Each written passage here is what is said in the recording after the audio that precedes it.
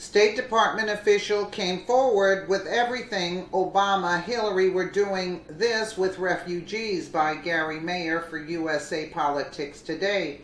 A recently retired State Department official, Mary Doetsch, that worked under President Obama and Hillary Clinton, just came forward in a whistleblower report in the Chicago Tribune on the rampant corruption in the refugee program. And they wonder why Republicans want reform in the refugee program and enhanced border security. It is simply to counter the mistakes and failures of the Obama administration. Part of the Deutsch's letter, as a recently retired 25-year veteran of the U.S. Department of State who served almost 8 years as a refugee coordinator throughout the Middle East, Africa, Russia, and Cuba, I have seen firsthand the abuses and fraud that permeates the refugee program and know about the entrenched interests that fight every effort to implement much-needed reform. Despite claims of enhanced vetting, the reality is it is virtually impossible to vet an individual who has no type of an official record, particularly in countries compromised by terrorism. U.S. immigration officials simply rely on the person's often rehearsed and fabricated testimony. I have personally seen this on hundreds of occasions. As a refugee coordinator, I saw the exploitations, inconsistencies, and security lapses in the program, and I advocated strongly for change.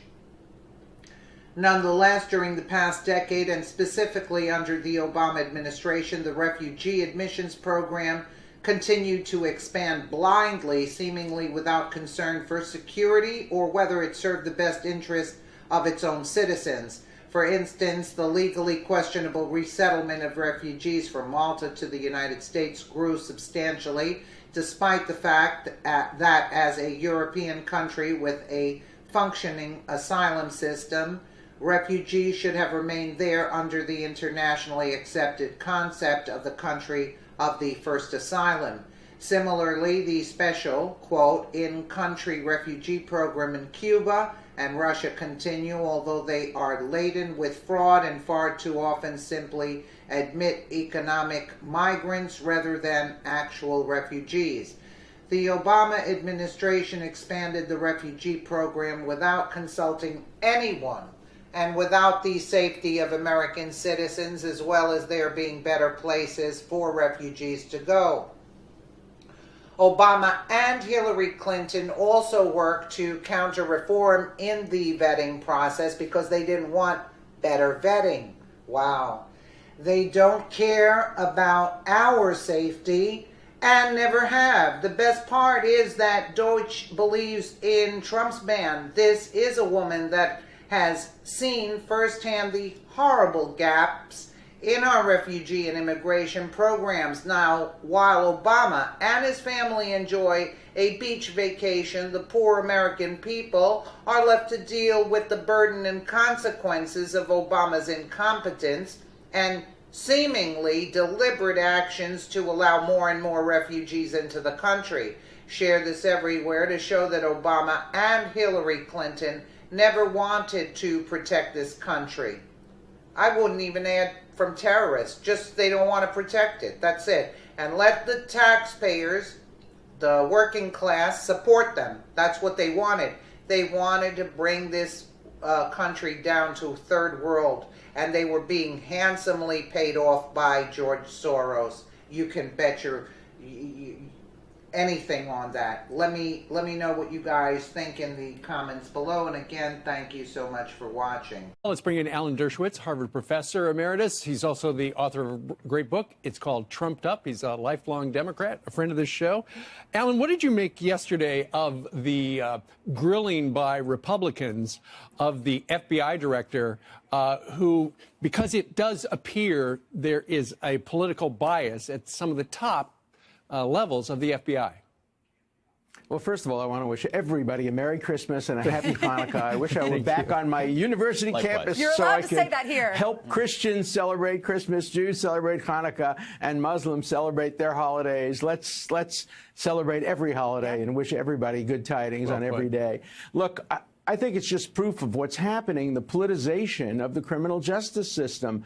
That's why right from the beginning I wanted to have a nonpartisan commission looking into this. When you have Congress look into it, the Republicans try to gain political advantage, the Democrats try to gain political advantage. When you have a special counsel lock her up against Hillary Clinton, lock him up against Donald Trump, I just think we have to move back and start looking at things objectively and scientifically and finding out what really happened. Now, I think we do see some bias among some FBI agents, but I'm sure the bias operates both ways. I'm sure there are people who are Trump supporters, people who are Clinton supporters, and what we have to do is make sure that people who have strong views recuse themselves from participating in any investigation. Professor, you always talk about, is the conduct ultimately criminal? Is there something in the code? If we see that there is extreme bias at the top of the FBI, maybe collusion to hurt President Trump, are there crimes that you would see having been committed that would need to be investigated?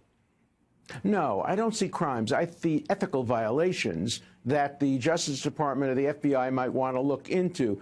But you remember that old ad on television that used to say, "Where's the beef?" Yeah. I always say, where's the statute? Where's the statute? Show me the federal criminal statute that has been violated. And, of course, the Democrats say obstruction of justice. Well, that's like an accordion. You can make it as big or small as you want. And the Republicans are saying espionage against Hillary Clinton. That's also a very accordion-like statute. I don't want to see the criminal law expanded in that way simply to target political opponents. Well, Professor, you're being shunned by liberals, even though you come on the show and you usually agree with the liberals. Tell us what happened. Well, I call it the Donald Trump diet. I've lost 7 pounds because my liberal friends have stopped inviting me to dinner parties. And so after 4 years, I'll be back to my high school weight.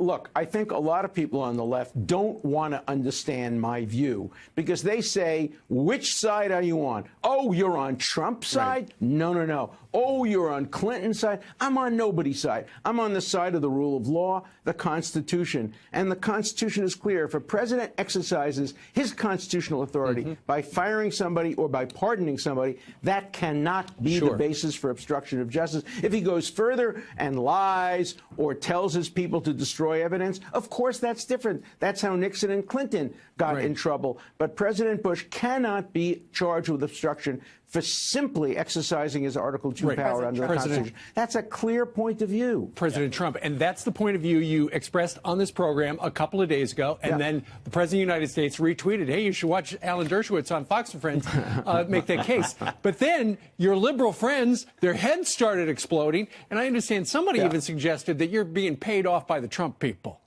Oh, yeah, no, I've been paid off, and I want to be a Supreme Court justice at the age of 79. Look, I'm also being attacked for my article yesterday saying that Trump was right in recognizing Jerusalem, and Obama was wrong when he engineered a resolution that would have changed the status quo by saying all of Judaism's holy places are now illegally occupied territory. I'm being criticized for that by people because that's what Trump said, and if Trump said it, that means Dershowitz can't say it because that means Dershowitz is on Trump's side. I'm on the side of justice and fairness. You know, when you try to call balls and strikes, you'll offend and frustrate somebody all the time, which is the world that you're living in right now. So we appreciate you coming on and giving us your take. Yeah, I appreciate that. Just Thank do you. what we do. Don't read it.